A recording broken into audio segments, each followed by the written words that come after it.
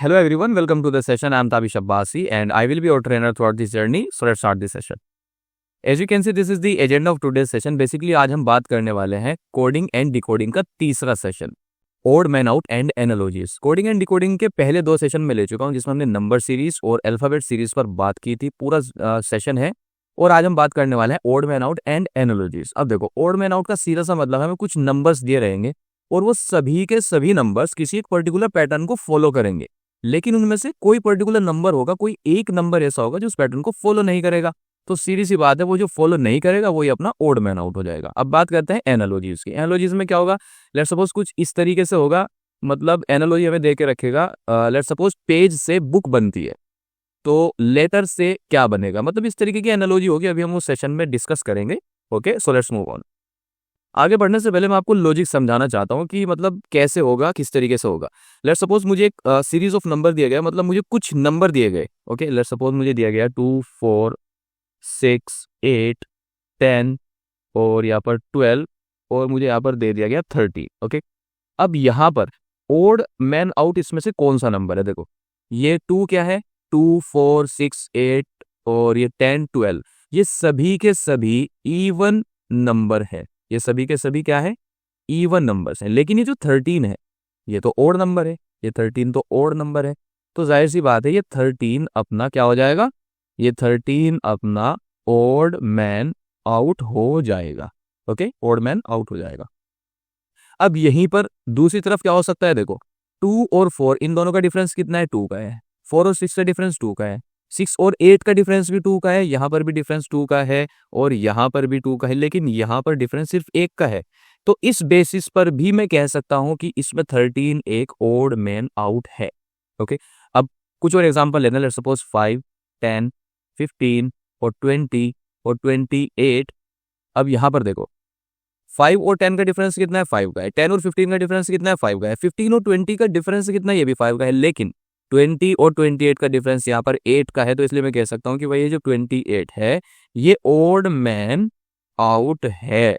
Okay, अब आपके जहन में क्वेश्चन आ सकता है, ये जो पहले वाला एग्जांपल है इसमें दो लॉजिक बने 13 को ओड मैन आउट, मतलब जिससे हम बता पाए। ओके, एक लॉजिक तो क्या बना कि डिफरेंस का, कि ये 13 जो है इस पर्टिकुलर +2 के डिफरेंस को फॉलो नहीं करता। और एक इसका दूसरा रीजन क्या बना कि सभी इवन नंबर है, इसमें ये ओड नंबर है। तो अब ये बताओ कि इसका मतलब प्रेफरेंस किसे दी जाएगी, प्रेफरेंस ऑफ आंसर सही कौन सा है, +2 वाला है, +2 वाले लॉजिक को ज्यादा प्रेफरेंस दी जाएगी या इवन नंबर वाले लॉजिक को ज्यादा प्रेफरेंस दी जाएगी। अगर आपने पिछले 2 सेशन देखे हैं जो नंबर सीरीज और अल्फाबेट सीरीज पर मैंने लिए हैं, उनमें मैंने समझाया हुआ है कि प्रेफरेंस ऑफ आंसर किसे दिया जाएगा, प्रेफरेंस ऑफ चॉइस। सबसे पहले अगर आपका लॉजिक प्लस और सब्ट्रैक्शंस है, एडिशन और सब्ट्रैक्शंस है, तो आपको सबसे ज्यादा प्रेफरेंस दी जाएगी। उसके बाद मल्टीप्लीकेशन और डिवीजन को प्रेफरेंस मिलेगी। अगर आपका आंसर मल्टीप्लाई और डिवाइड करके आ रहा है तो उसकी प्रेफरेंस दूसरे नंबर पर रहेगी। अगर किसी पर्टिकुलर चीज को प्लस माइनस से उसका आंसर निकाला जा रहा है तो प्रेफरेंस उसकी रहेगी। अगर उसी क्वेश्चन का आंसर मल्टीप्लाई और डिवाइड से निकाला जा रहा है तो उसकी प्रेफरेंस, मतलब दोनों से निकल रहा है, प्लस माइनस से भी और डिवाइड और मल्टीप्लाई से भी, तो प्रेफरेंस पर प्लस माइनस वाला आंसर रहेगा। ओके, ये ध्यान रखना।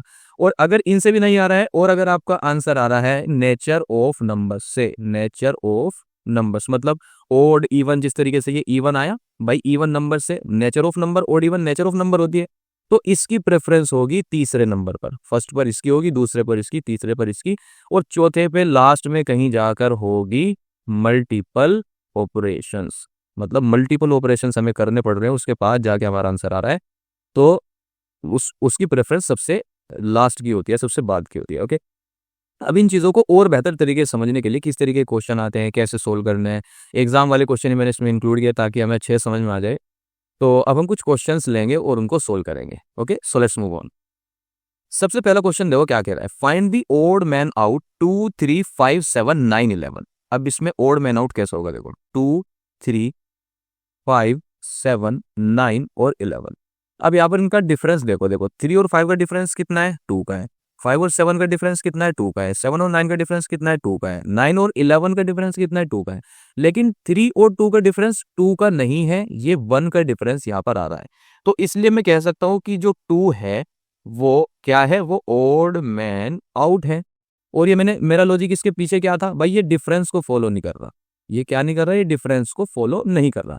लेकिन दूसरा बंदा बोलता है कि आपने तो इसे डिफरेंस के बेसिस पर ओड मैन आउट करार दे दिया, लेकिन मैं क्या करूंगा, मैं ये भी तो बोल सकता हूँ कि भाई ये जो 2 है, ये 2 से अलावा जितने भी नंबर है 3, 5, 7, 9, 11, ये सभी के सभी ओड है, ओड नंबर है, और 2 इसमें इवन नंबर है।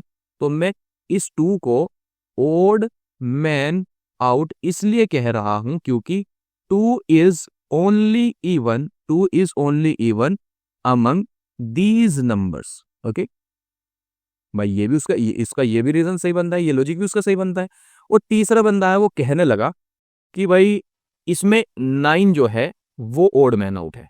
अब इसने तो बिल्कुल अलग बता दिया, अब इसका कैसे होगा देखो। अब उसका भी लॉजिक, वो अपना लॉजिक क्या देता है कि यहां पर देखो 2, 3, 5, 7, 11 ये सभी के सभी क्या है, प्राइम नंबर है। उसने क्या किया, उसने 9 को ओड मैन आउट बताया, और लॉजिक उसने क्या दिया कि एक्सेप्ट, यहां पर क्या आ जाएगा, except 9 all are prime numbers. समझ गए। अब चौथा आया, उसने क्या कहा कि भाई इसमें 11 ओड मैन आउट है, 11 ओड मैन आउट है। अब वो इसका रीजन क्या देता है, वो बोलता है कि भाई देखो 2, 3, 5, 7, 9 ये सभी के सभी सिंगल डिजिट नंबर है, लेकिन ये जो 11 है ना, ये डबल डिजिट नंबर है। 11 is only double digit number among these numbers. Okay, ज्यादा लिखूंगा तो टाइम वेस्ट होगा। ओके, अब यहां पर किसका लॉजिक सही है और ऑप्शन कौन सा सही माना जाएगा। अब सवाल ये पैदा हो जाएगा, मैंने आपको प्रेफरेंस ऑफ चॉइसेस बताया है, प्रेफरेंस ऑफ आंसर की प्रेफरेंस किस आंसर को दी जाएगी, सबसे ज्यादा प्रेफरेबल आंसर वो होगा जो प्लस और माइनस करके आया है, मतलब सब्ट्रैक्शन और एडिशन से आया है। उसके बाद मल्टीप्लीकेशन और डिवीजन से जो है उसको दी जाएगी, उसके बाद नेचर ऑफ नंबर को दी जाएगी, और कहीं लास्ट में जाकर मल्टीपल ऑपरेशन को प्रेफरेंस दी जाएगी। तो यहां पर देखो सबसे प्रेफरेबल आंसर, यहां पर इसने प्लस और माइनस मतलब डिफरेंस करके ले आया, तो जाहिर सी बात है इसका सबसे प्रेफरेबल आंसर होगा। इसका मतलब 2 हमारा करेक्ट आंसर रहेगा, इसका मतलब ए ऑप्शन हमारा करेक्ट ऑप्शन रहेगा। ओके, आई होप इस क्वेश्चन की एक्सप्लेनेशन और प्रेफरेंस ऑफ आंसर्स आप समझ गए होंगे। So let's move on to the next question. ये क्वेश्चन देखो क्या बोला है, find the odd man out. अब हमें इसमें ओड मैन आउट बताना है बेसिकली। 8, 27, 64, 100, 125, 216, 343, ये तो बिल्कुल साफ साफ नजर आ रहा है। देखो ये 8 क्या है, ये 2 का क्यूब है, 2 इंटू 2 4 इंटू 2 8, 8 का क्यूब है। और ये 27 क्या है, ये 3 का क्यूब है। ये 64 क्या है, ये 4 का क्यूब है। और ये 125 क्या है, 5 का क्यूब है। 216 क्या है, 6 का क्यूब है। और 343 क्या है, 7 का क्यूब है। लेकिन ये 100 किसी का भी क्यूब नहीं है, तो जाहिर सी बात है 100 यहाँ पर क्या हो जाएगा, ओड मैन आउट हो जाएगा। इसका मतलब बी ऑप्शन हमारा करेक्ट ऑप्शन रहेगा। Okay, so let's move on to the next question. अब हमें इसमें ओड मैन आउट बताना है। यहाँ पर क्या है, 2, 5 और 2, 5, 10, 17, 26, 37, 50 और 64। यहाँ पर हाँ थोड़ा सा ध्यान दो, ये जो 2 है, यहाँ पर मैं अलग से लिखता हूँ। ये जो 2 है इसको मैं क्या लिख सकता हूँ, और 5 को मैं क्या लिख सकता हूँ, इस 5 को मैं लिख सकता हूँ 2 का स्क्वायर प्लस 1। और इस 2 को मैं क्या लिख सकता हूँ, 1 का square plus 1 which is equals to 1 का स्क्वायर 1 हो जाएगा, प्लस 1 करेंगे तो क्या आ जाएगा 2। 2 का स्क्वायर क्या हो जाएगा 4, प्लस 1 करेंगे तो क्या आ जाएगा 5। देखो ये सेम चीज आ रही है ना। ओके, मतलब ये इस पर्टिकुलर पैटर्न को फॉलो कर रहा है, 2 का स्क्वायर प्लस 1। और अब बात करते हैं 10 की। 10 क्या करता है, 3 का स्क्वायर क्या हो जाएगा 9, 9 प्लस 1, तो 3 का स्क्वायर क्या होता है 9 plus 1 which is equals to 10। ये भी इस पैटर्न को फॉलो कर रहा है, बिल्कुल कर रहा है। अब बात करते हैं 17, ये क्या कर रहा है 4 का स्क्वायर प्लस 1 वो क्या होता है 16 plus 1 which is equals to 17, ये भी फॉलो कर रहा है। ओके, अब बात करते हैं 26 की। 26 क्या करेगा 5 का square plus 1 which is equals to 25 plus 1 which is equals to 26, बिल्कुल ये भी फॉलो कर रहा है। अब बात करते हैं 37 की। ये क्या कर रहा है 6 का square plus 1 which is equals to 36 plus 1 which is equals to 37, बिल्कुल ये भी फॉलो कर रहा है। और बात करते हैं 50 की। ये क्या कर रहा है 7 के square plus 1 which is equals to 49 plus 1 which is equals to 50, बिल्कुल ये भी फॉलो कर रहा है इस चीज को। लेकिन 64 कैसे फॉलो करेगा, 8 का स्क्वायर ही 64 होता है, प्लस 1 करेंगे तो ये तो 69 बन जाएगा। तो जाहिर सी बात है ये जो 64 है यही अपना ओड मैन आउट है इस पूरे नंबर में, इन सारे नंबर्स में। तो डी ऑप्शन हमारा करेक्ट ऑप्शन हो जाएगा। Okay, so let's move on to the next question. ये क्वेश्चन देखो क्या बोल रहा है, इसमें बताना है find the odd man out. इसमें भी ओड मैन आउट बताना है हमें। तो यहाँ पर इसने क्या दिया, देखो ये 41 और 43 और ये 47 और 53, 61, 71 और 73 और 81। सबसे पहले डिफरेंस से चेक करते हैं कुछ इसका नतीजा मिलता है या नहीं मिलता।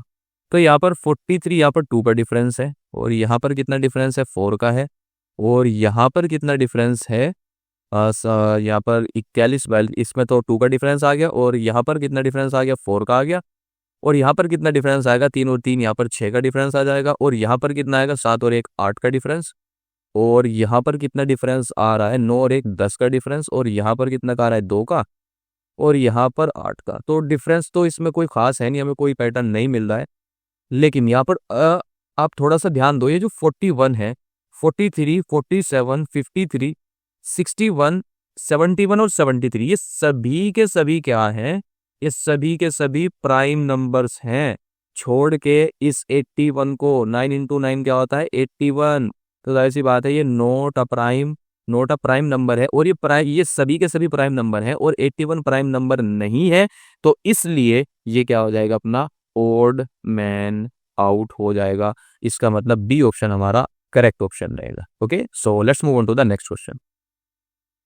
ये क्वेश्चन देखो क्या बोल रहा है। अब आपके जहन में आ सकता है कि इसके ऑप्शन क्यों नहीं है। अब इसके ऑप्शन क्यों नहीं है उसको बाद में देखेंगे, लेकिन इस क्वेश्चन को सबसे पहले समझो। देखो बी रिलेटेड है डी के, तो इसी तरीके से एफ किसके रिलेटेड होगा हमें ये बताना है। देखो जो B is related to D, B की जो रैंक होती है वो 2 होती है, डी की जो रैंक होती है वो 4 होती है।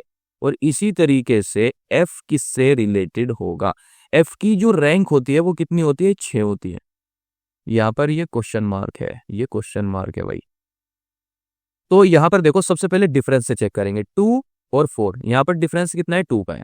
तो इसका भी ये जो दूसरी साइड है एफ किससे रिलेटेड है, यहाँ पर हो सकता है 2 से, यहाँ पर हम 2 से डिफरेंस चेक करेंगे। तो 6 + 2 यहाँ पर 8 आ जाएगा।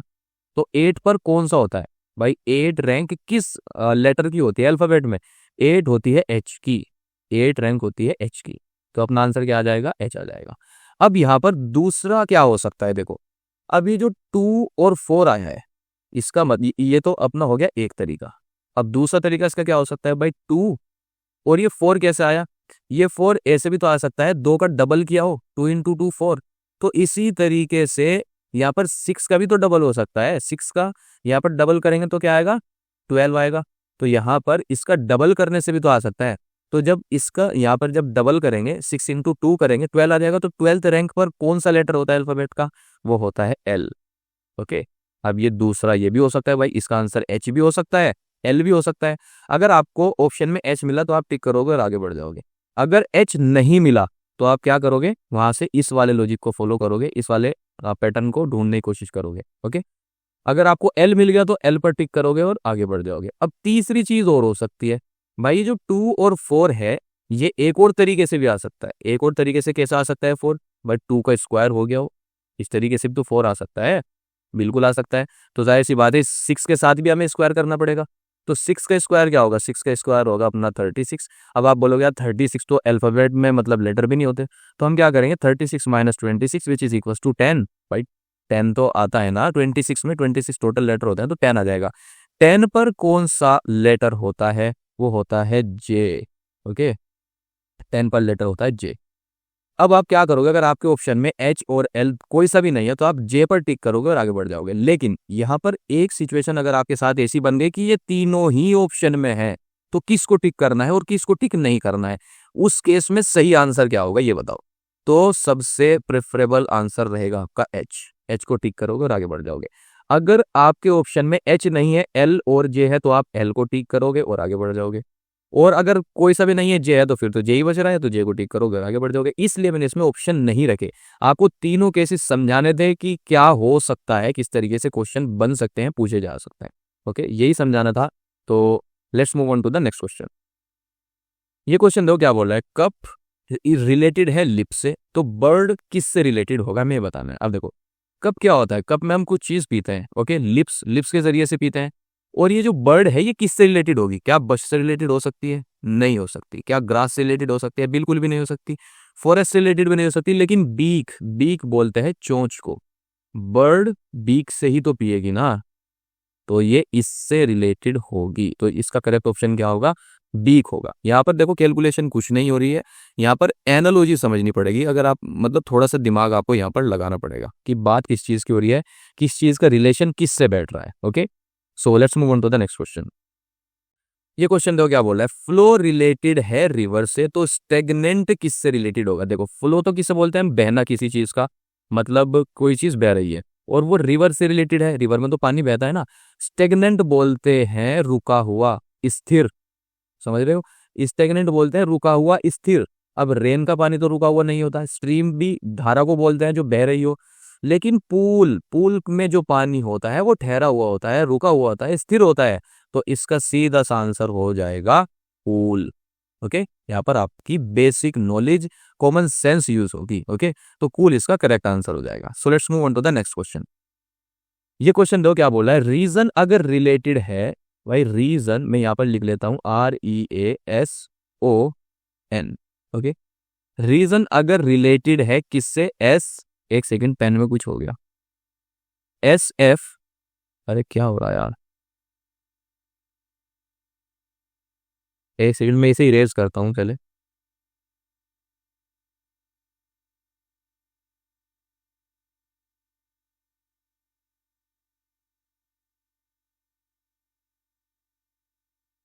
हाँ, तो मैं बात कर रहा था कि रीजन को मैं यहाँ अलग से लिख लेता हूँ, REASON। ओके, रीजन अगर रिलेटेड है SFDTPO, इससे रिलेटेड है, तो थिंक किससे रिलेटेड होगा हमें ये बताना है। तो यहाँ पर देखो R के बाद क्या आता है? S आता है, E के बाद क्या आता है? F आता है, A के बाद क्या आता है? B आता है, S के बाद T आता है, O के बाद P आता है, N के बाद O आता है। मतलब रिलेशन तो हमें इसमें मिल गया ना। देखो यहाँ पर +1 का डिफरेंस है, यहाँ पर +1 का, यहाँ पर A का क्या होता है भाई? A की रैंक 1 होती है, B की 2 होती है, तो जाहिर सी बात है +1 का हो गया ना, मतलब एक के बाद एक कंसेक्यूटिव आ रहे हैं, तो यहाँ पर +1 +1 +1 ये हो गया। अब इसी तरीके से हम क्या करेंगे, THIN के इसमें हम क्या करेंगे, +1 का डिफरेंस लगाएंगे और अगला कैरेक्टर चेक करेंगे, +1, और यहाँ पर भी +1, और यहाँ पर भी +1, और यहाँ पर भी +1। T के बाद क्या आता है? STU, यू आता है। H के बाद क्या आता है? GHI। ओके, I के बाद क्या आता है? IJ, और N के बाद क्या आता है? MNO, O आता है। K के बाद क्या आता है? L आता है। तो यहाँ पर हमें आंसर क्या मिला? UIJOL। इसका मतलब बी ऑप्शन हमारा करेक्ट ऑप्शन रहेगा। So let's move on to the next question. ये क्वेश्चन देखो क्या बोल रहा है, letter is related to word. भाई लेटर से मिलके ही तो वर्ड बनता है। अब इसमें करेक्ट ऑप्शन बताना है। पेज से मिलकर बुक बनती है, ये तो बिल्कुल सही लग रहा है। और भी ऑप्शन देखते हैं। देखो, प्रोडक्ट से मिलकर फैक्ट्री बनती है, यार ये तो बात ही हजम नहीं हो रही। प्रोडक्ट से मिलकर फैक्ट्री बनती है, नहीं, ये तो गलत है। क्लब से मिलकर पीपल बनते हैं, नहीं। लेकिन अगर ये पीपल इधर होता और क्लब इधर होता, भाई पीपल से मिलकर क्लब बनता है, तब तो ये एनालॉजी बिल्कुल सही थी। लेकिन क्लब से मिलकर पीपल बनते हैं, ये तो नहीं हो सकता, ये एनालॉजी गलत है। क्या होमवर्क से मिलकर स्कूल बनता है? नहीं, बिल्कुल भी नहीं बनता, तो ये भी गलत है। तो जाहिर सी बात है, ये इसका आंसर क्या हो जाएगा? Page is related to book. ये अपना ए ऑप्शन अपना करेक्ट ऑप्शन हो जाएगा। Okay, so let's move on to the next question. ये क्वेश्चन देखो क्या बोल रहा है, एप्पल, ग्रेप, ऑरेंज, क्या ये सभी के सभी वेजिटेबल है? फ्रूट्स हैं, स्टेम्स हैं, ओट्स हैं? भाई सभी के सभी फ्रूट्स हैं, इनमें कुछ भी ओड नहीं है। ये तो इसका करेक्ट ऑप्शन क्या हो जाएगा? बी ऑप्शन इसका करेक्ट ऑप्शन हो जाएगा। ये तो बिल्कुल ही इजी था, सिर्फ समझाने के लिए था। Okay, so let's move on to the next question. ये देखो क्या बोल रहा है, ACEG अगर रिलेटेड है IKMO के, ACEG अगर रिलेटेड है IKMO के, तो ये बताओ कि QSUW किसके रिलेटेड होगा?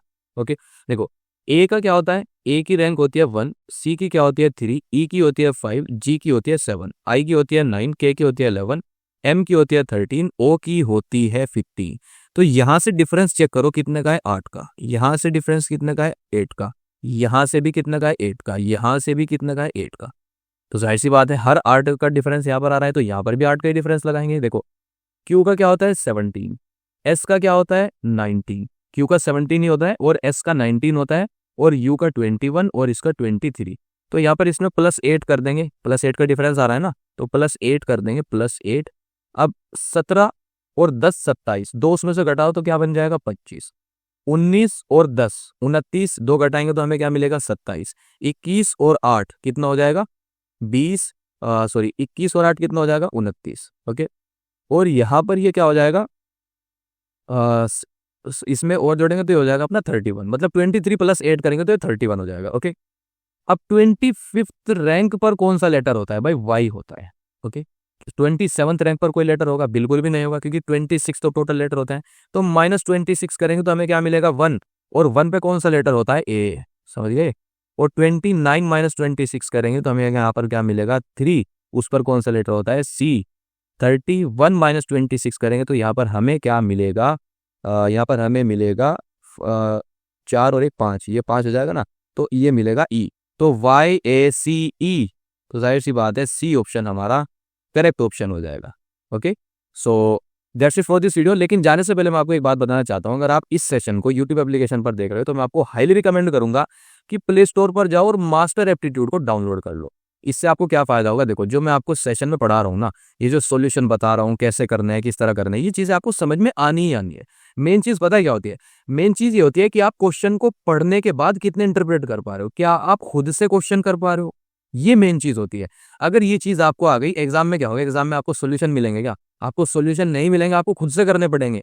और वो चीज आपके अंदर कब डेवलप होगी, जब आप प्रैक्टिस करोगे। प्रैक्टिस के लिए क्वेश्चन चाहिए, क्वेश्चन कहाँ मिलेंगे, तभी तो बता रहा हूँ मास्टर एप्टीट्यूड को डाउनलोड कर लो, सभी कुछ मिलेगा। टेस्ट दे सकते हो, कस्टम टेस्ट दे सकते हो, हर क्वेश्चन के सॉल्यूशन मिलेंगे, टेक्स्ट सॉल्यूशन, वीडियो सॉल्यूशन। भाई एप्टीट्यूड सीखने के लिए जो भी कुछ चाहिए ना, जितना भी कुछ चाहिए, ये उसकी एक किट है, ये मास्टर एप्टीट्यूड उसकी एक किट है।